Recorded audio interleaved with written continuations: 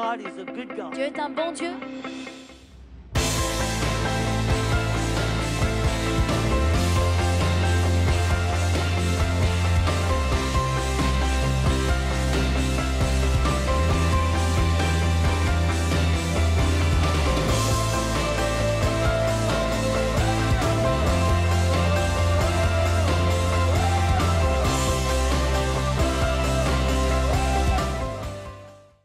Jonas 4, 1. Il est écrit « Cela déplut fort à Jonas ». Tout le monde dit le mot « déplut ». Fort. Ok. À Jonas. Et il fut irrité. Tout le monde dit le mot « irrité ». Il implora l'Éternel et il dit « Ah, Éternel ». Hop là. Jesus. Est-ce qu'on peut bouger mais... chose qui me gêne. Excusez-moi, ma page est partie. Ok, verset 2. Il implora l'Éternel et il dit « Ah, Éternel, n'est-ce pas ce que je disais quand j'étais encore dans mon pays?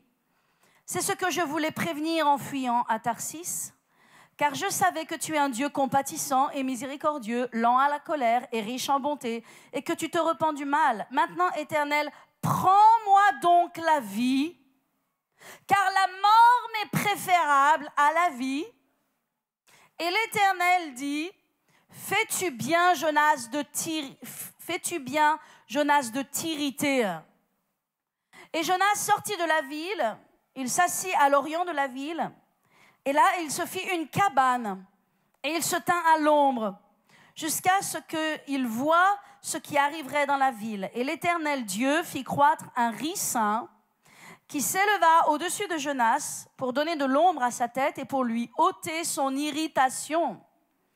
Jonas éprouva une grande joie, tout le monde dit grande joie, à propos de ce ricin, mais le lendemain, à l'aurore, Dieu fit venir un ver qui rongea le ricin. Tout le monde dit Dieu. Dieu fit venir un ver qui rongea le ricin. Merci. Et le ricin sécha. Et au lever du soleil, Dieu, tout le monde dit Dieu, fit souffler un vent chaud d'Orient. Et le soleil frappa la tête de Jonas au point qu'il tomba en défaillance. Il demanda la mort et il dit, la mort m'est préférable à la vie. Faites-moi un beau sourire. Ça, c'est Jonas. Mais Jonas, parfois, c'est toi. Alléluia. Et aujourd'hui, je veux parler à ton cœur. Et je veux parler à toi. Parce que Dieu veut te donner une armure. Parce que Dieu veut faire quelqu'un de toi qui est fort. Parce que Dieu veut te rendre inflexible. Parce que Dieu veut te rendre fort et stable et inébranlable. Alléluia. J'ai dit, Dieu veut te donner une armure. Et Dieu veut mettre sur ton cœur une armure. Parce que si tu n'as pas une armure sur ton cœur, et si ton cœur n'est pas protégé et il n'est pas fortifié, et si tu n'es pas comme Dieu veut que tu sois, alléluia, tu vas être ballotté à tout vent de doctrine, tu vas être ballotté par toutes les modes, tu vas être ballotté par les circonstances, tu vas être ballotté par ce que les gens disent, tu vas être ballotté par l'opinion des gens, et ta vie ne va pas produire. Oh, je ne vous entends pas ce matin. Dieu veut te donner une armure parce qu'il y a une bataille et parce que dans cette bataille, l'ennemi lance des flèches et que ce n'est pas un problème quand tu as une armure. Mais c'est un problème quand tu n'as pas d'armure et que tu laisses toutes les suggestions de l'ennemi, toutes les émotions, tous les sentiments et tout ce qu'il chatouille en toi te dominer. L'histoire de Jonas est l'histoire d'un homme qui est un homme de Dieu. Il est un homme comme toi et moi, et même plus avancé dans le Seigneur. Ce n'est pas juste un nouveau converti, ce n'est pas quelqu'un qui vient juste d'arriver, c'est un homme de Dieu expérimenté, habitué à prêcher et à porter la parole de Dieu. Alléluia. Et cet homme-là, Dieu nous le montre, Dieu nous le donne un exemple pour nous expliquer ce qu'il se passe dans la vie des gens qui n'ont pas un cœur établi dans le Seigneur et qui se laissent contrôler, dominer par leurs émotions. Je vais vous dire une chose, si tu te laisses contrôler et dominer par tes émotions, tu seras toujours à plat, tu seras toujours en bas, tu ne seras jamais en haut, parce que l'ennemi connaît ton point faible, il entrera toujours par ton point faible et il fera quelqu'un de toi de faible, d'instable et d'improductif. Et là, nous voyons un homme qui s'appelle Jonas et nous voyons le swing de ses émotions. Et nous voyons qu'il est irrité et que des choses lui déplaisent fortement et qu'il se met en colère et qu'il est frustré. Puis vient un ricin qui lui donne de l'ombre. Il est extrêmement joyeux et Dieu envoie un ver, Dieu envoie un vent qui souffle et tue ce ricin et il est extrêmement découragé et il devient tellement découragé qu'il demande à mourir. Voilà la condition des gens qui sont conduits par leurs sentiments et par leurs émotions. Mais je suis là pour te dire, Église, je suis là pour te dire, enfant de Dieu, que Dieu ne t'a pas appelé à vivre par tes émotions, à être dominé par tes émotions, mais à vivre selon la parole de Dieu et la volonté de Dieu. Est-ce que quelqu'un m'entend ce matin?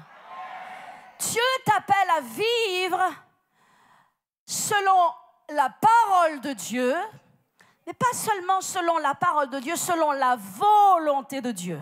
Et j'aimerais que tout le monde dise la volonté de Dieu, parce que je veux que vous sachiez que Dieu a une volonté pour ta vie. Et Dieu a une volonté pour ma vie. Et quand je lis la Bible, quand je vois la vie des hommes et des femmes de Dieu, je ne vois pas une vie qui est particulièrement facile. Je vois des vies dans lesquelles il y a des challenges, dans lesquelles il y a des défis, dans lesquelles il y a des géants, dans lesquelles il y a parfois de la patience, il y a de la persévérance avant que le plan de Dieu s'accomplisse. Abraham s'est laissé influencer par Sarah, qui était émotionnelle et qui sortait de la foi, et il s'est laissé influencer, et donc de cela, de cette impatience, de ce manque de foi, de cette incrédulité est né Ismaël. Mais Dieu avait prévu qu'en son temps, à sa façon, comme lui le voulait, parce que c'est son plan et qu'il est souverain, il donnerait un enfant, une postérité à Abraham quand il le voudrait. Et j'aimerais me dire, et j'aimerais vous dire, que ce n'est pas mon temps, ou ce n'est pas ton temps, mais c'est le temps de Dieu.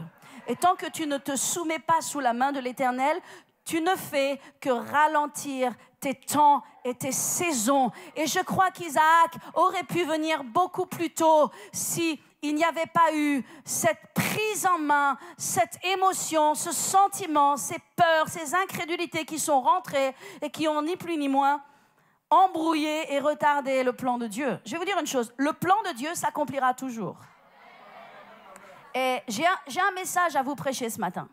J'ai un message à vous prêcher. Le plan de Dieu s'accomplira toujours, mais quand Dieu ne peut pas l'accomplir d'une façon, il l'accomplira d'une autre façon, mais qui sera pas obligatoirement aussi confortable ni aussi bonne que ce que lui, il a prévu selon sa façon. Et ça, c'est lorsque l'on interfère avec le plan de Dieu. Donc j'aimerais vous dire, parfois, il vaut mieux faire taire nos émotions et nos sentiments et remettre un certain nombre de choses entre les mains de l'Éternel, plutôt que de jouer des coudes, plutôt que de faire des pressions, qui est une forme de sorcellerie d'ailleurs, pour pouvoir faire que ses plans et sa volonté s'accomplissent. Et je vais vous dire, à cela, nous sommes rangés tous à la même échelle. Nous sommes absolument tous sous la même loi, autant moi que vous. Alléluia. Et que chacun d'entre nous, et que quelques chrétiens que ce soit sur la terre. Il y a des choses selon lesquelles Dieu ne partagera avec personne. Dieu dit, je ne partagerai pas ma gloire avec qui que ce soit. Il y a des choses, Dieu ne les partagera pas avec nous et il nous les confiera que lorsque véritablement nous sommes soumis sous sa main. Jonas, c'est l'exemple d'un homme qui est contrôlé et dominé par ses émotions. Dieu nous a donné des émotions. Il a créé en nous, il nous a créés comme des êtres avec des émotions, pas pour que nous soyons totalement contrôlés et dominés par nos émotions. Les émotions et les sentiments qui sont en nous sont des indicateurs, mais de très mauvais gouverneurs.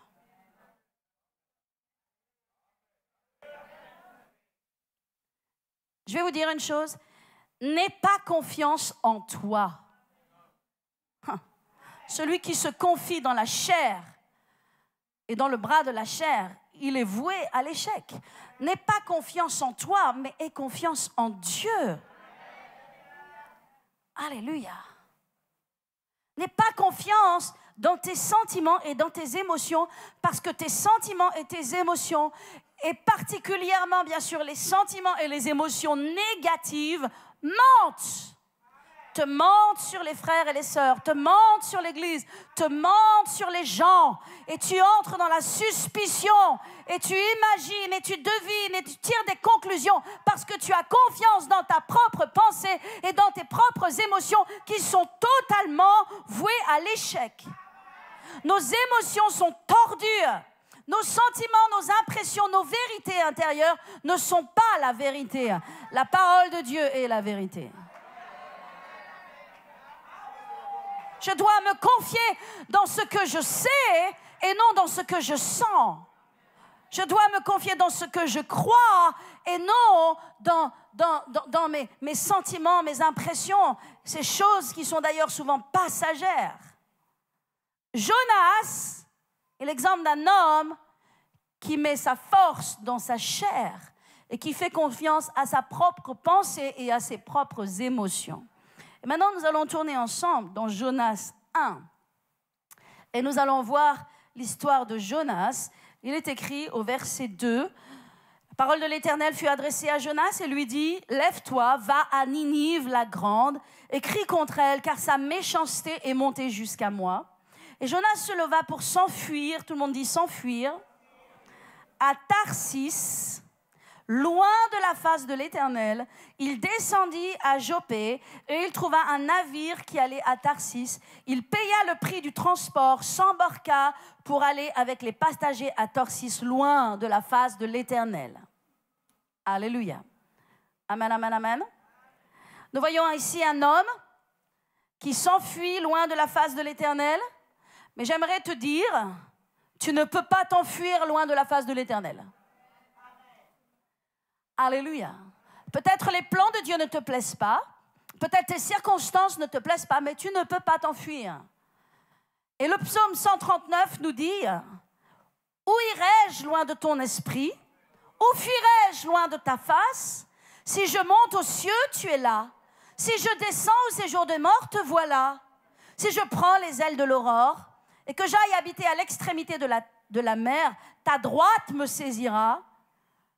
Même les ténèbres ne sont pas obscures pour toi. » Et vous lisez tout le psaume 139 et vous voyez l'omniprésence de Dieu. Je vais vous dire une chose, vous ne pouvez pas fuir l'appel de Dieu.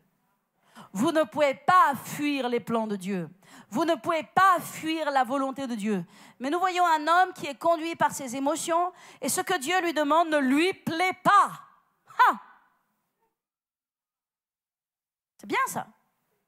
Parce que si vous croyez que ce que Dieu vous demandera va toujours vous plaire, pensez que Dieu va vous élever, va vous mettre sur un piédestal, va vous mettre sur une estrade et que les gens vont venir vous mettre sur vous une couronne. Ils vont mettre sur vous une couronne d'épines, ouais. Ah oui. Il y a des choses qui ne nous plaisent pas dans la vie. Vrai ou faux? Mais tu ne peux pas t'enfuir. Parce que Dieu, il va aller te chercher. Et vous allez voir que la Bible nous dit qu'il est parti à Tarsis, il est descendu à Tarsis.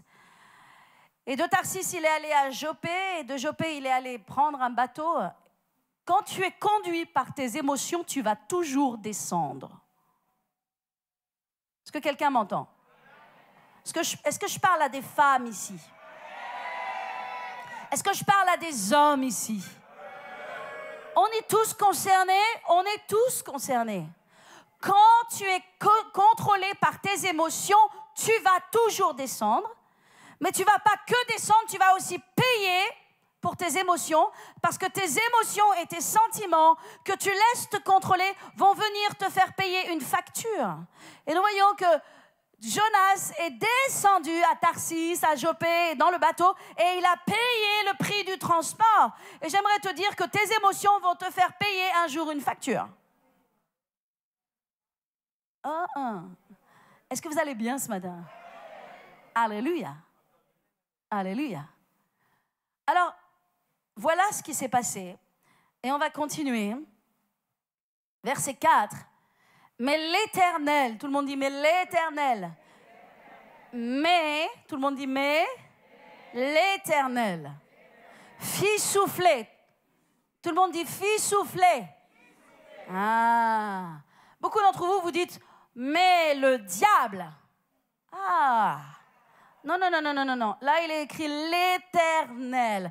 Parce que l'Éternel est ton Dieu, parce que l'Éternel est souverain, parce que l'Éternel t'aime. Il fait souffler sur la mer un vent. Tous les vents ne viennent pas du diable. Et quand le Saint-Esprit est descendu sur la terre, il a eu un vent impétueux. Et j'aimerais vous dire que Dieu est aussi capable de faire souffler des vents d'opposition, des vents contradictoires, des vents pour t'arrêter, des vents pour te changer de chemin lorsque tu pars dans la mauvaise direction.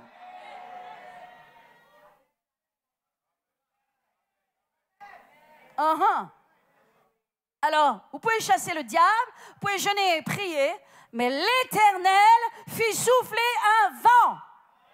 J'ai connu le vent, j'ai connu ce vent. Et je pensais il y a quelque temps à la vie de mon frère et de certaines circonstances par lesquelles il est passé et d'une année très difficile sur laquelle il est passé il y a quelque temps de cela. Et avec recul, parce que parfois on ne comprend pas les choses, avec recul nous avons vu et nous avons compris que c'était l'Éternel qui faisait souffler un vent. Et ce vent n'était pas confortable, il était difficile. Et parfois dans ce vent, il y a une forme, évidemment, on ressent comme une oppression, mais ce n'est pas toujours le diable. Mais ce vent a pour vocation de te ramener dans le droit chemin. J'ai connu ce vent. Vous connaissez mon histoire et je ne vais pas raconter encore tous les détails de mon histoire, mais lorsque Dieu m'a dit, tu dois étudier, tu dois changer tes plans, je veux que tu apprennes ma parole, je veux que tu étudies l'anglais et je veux quoi encore? Que tu saches comment gérer une entreprise. Moi, j'ai dit ça, c'est pas possible, je ne comprends pas ce que tu me demandes, Seigneur. Et je suis partie dans une autre direction. J'ai suivi mon plan, ma direction, etc. Et j'ai senti pendant toute cette année où je suis partie en faculté, complètement à l'inverse de ce que Dieu me demandait, j'ai senti un vent. Oh my goodness. Vous savez ce que je sentais? C'est que Dieu n'était pas avec moi. Et je sentais une oppression et une dépression très forte qui est tombée sur moi. Vous savez pourquoi? Parce que Dieu aussi est capable de te faire entrer dans le bon chemin. Et parfois, il utilise des moyens musclés pour te soumettre à sa volonté.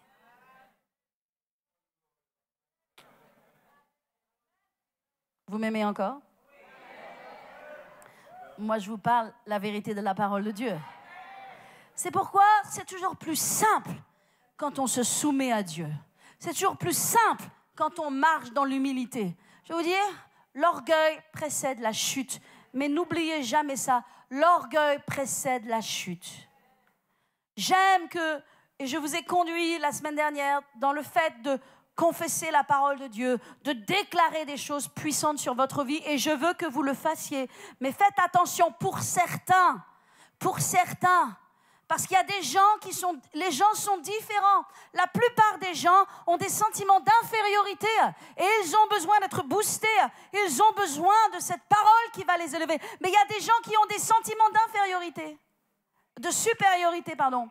Il y a des gens, ils ont un complexe de supériorité, je vais vous le dire. Tout le monde n'a pas un complexe d'infériorité. Il y a des gens qui ont un complexe de supériorité. Et eux, ils doivent faire attention que leurs déclarations sont dans la direction de la parole de Dieu. Parce qu'ils peuvent prendre la grosse tête. Mais je vais vous dire une chose. L'humilité précède la gloire. L'humilité précède la gloire. Précède la gloire. Mais l'orgueil précède la chute. Est-ce que quelqu'un m'entend? Jonas, nous sommes avec Jonas. Il est écrit... L'Éternel fit souffler sur la mer un vent impétueux et il s'éleva une grande tempête. Le navire menaçait de faire naufrage et les mariniers eurent peur. Ils implorèrent chacun leur Dieu. Ils jetèrent dans la mer des objets qui étaient sur le navire afin de le rendre plus léger. Mais Jonas descendit, tout le monde dit descendit, au fond du navire. Qu'est-ce qu'il a fait? Il se coucha. Il s'endormit profondément. Vous savez, je vais vous dire une chose. Parfois, on peut être rebelle, très rebelle. Je vais vous dire ce que cela produit, le fait d'être conduit et dominé par tes émotions et par tes sentiments. Premièrement, tu vas descendre, parce que les émotions, être conduit par tes émotions ne t'amènera pas dans la gloire et dans la victoire, tu vas descendre. Et deuxièmement, lorsqu'on est conduit par nos émotions, on devient indifférent aux autres. On devient égoïste et égocentré. Les hommes qui étaient sur le navire, qui étaient des païens, ils ont cherché Dieu, ils ont imploré, parce qu'ils ont vu un vent qui arrivait, qui allait casser le navire. Et ils ne savaient pas quoi faire. Ils criaient à l'Éternel, ils criaient à Dieu qu'ils ne connaissaient pas. Mais Jonas, lui, enfermé dans ses sentiments, est descendu au fond du navire et il s'est mis à dormir parce qu'il se fichait bien de ce qui pouvait arriver aux autres. Parce que lorsque tu es pris dans tes émotions, lorsque tu es pris dans tes sentiments, tu es aveuglé, tu es égoïste, égocentrique, indifférent, sans empathie. Est-ce que vous comprenez? C'était la panique à bord. Mais Jonas, lui, il ronflait en fond de cale. Parce que Jonas, il n'en avait rien à faire. Parce qu'il était enfermé dans ses émotions. Je parle à des couples ce matin. Je parle à des familles ce matin. Je parle à des hommes, à des femmes selon Dieu ce matin. Je parle à des gens appelés par Dieu. Je parle à des gens qui ont une destinée.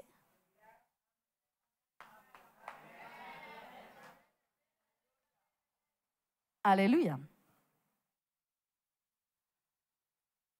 Voyons ce qui s'est passé. Verset 6, le pilote s'approcha de lui et lui dit « Pourquoi dors-tu? Lève-toi, invoque ton Dieu. Peut-être voudra-t-il penser à nous et nous ne périrons pas. » Et ils se dirent l'un à l'autre « Venez et tirons au sort pour savoir qui nous attire ce malheur. » Et ils tirèrent au sort et le sort tomba sur...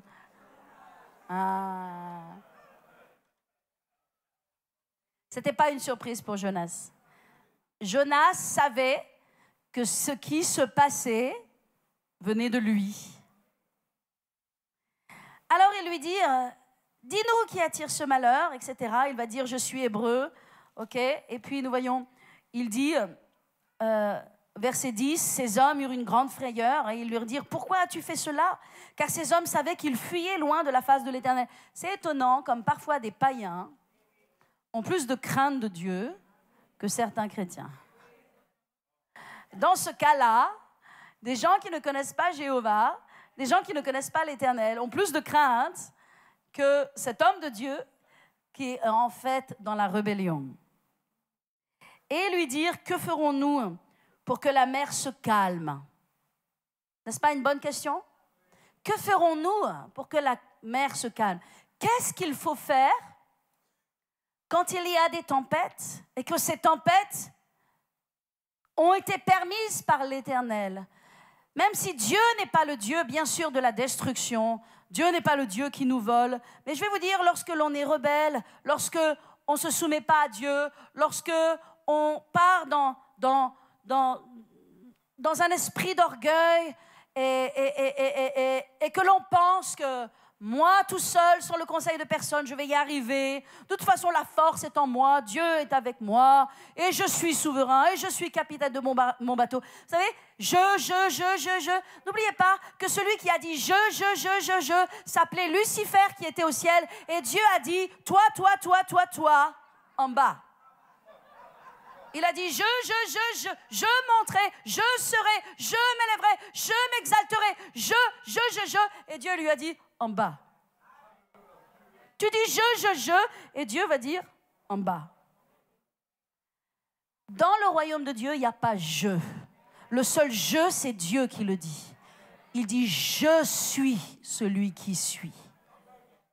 Il n'y a pas je, moi, mon. Le royaume de Dieu, il n'y a pas je, moi, mon. Il y a Dieu, il y a la volonté de Dieu et il y a le plan de Dieu. Je l'ai apprise. Je ne suis pas en train d'enseigner quelque chose que je n'ai pas apprise moi-même. J'ai appris à soumettre ma vie. J'ai appris à mourir à moi-même. J'ai appris à obéir à ce que Dieu me demandait qui ne me plaisait pas. J'ai appris à faire ce que je ne voulais pas faire. J'ai appris à me soumettre. J'ai appris à m'humilier. J'ai appris à résister dans l'humiliation. J'ai appris à résister dans les moments difficiles de ma vie. J'ai appris, avec la grâce de Dieu, à ne jamais dire je, mais à dire Dieu.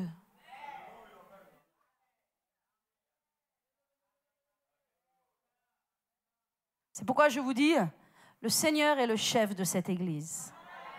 Le Seigneur est le pasteur et le grand berger de cette église. Il est la tête du corps. Alléluia.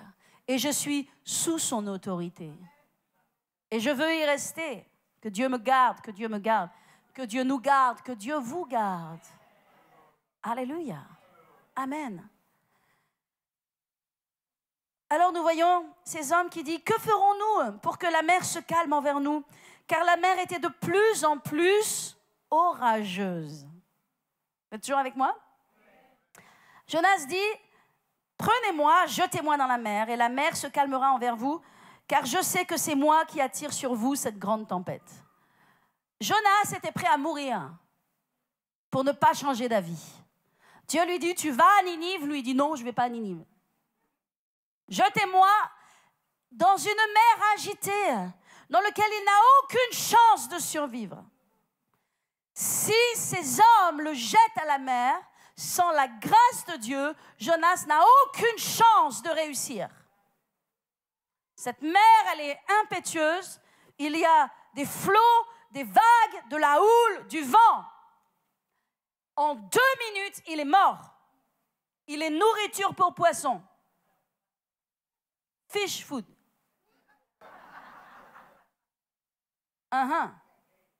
Absolument. Mais Jonas ne s'est toujours pas repenti. Jonas a le cou raide. Jonas, il pense ce qu'il pense. Et il pense, moi je pense la vérité. Et il ne renonce pas à ce qu'il pense. Je vais vous dire une chose. Tout ce qui t'éloigne de la maison de Dieu, tout ce qui t'éloigne du service pour Dieu, tout ce qui t'éloigne de la parole de Dieu, tout cela, c'est rébellion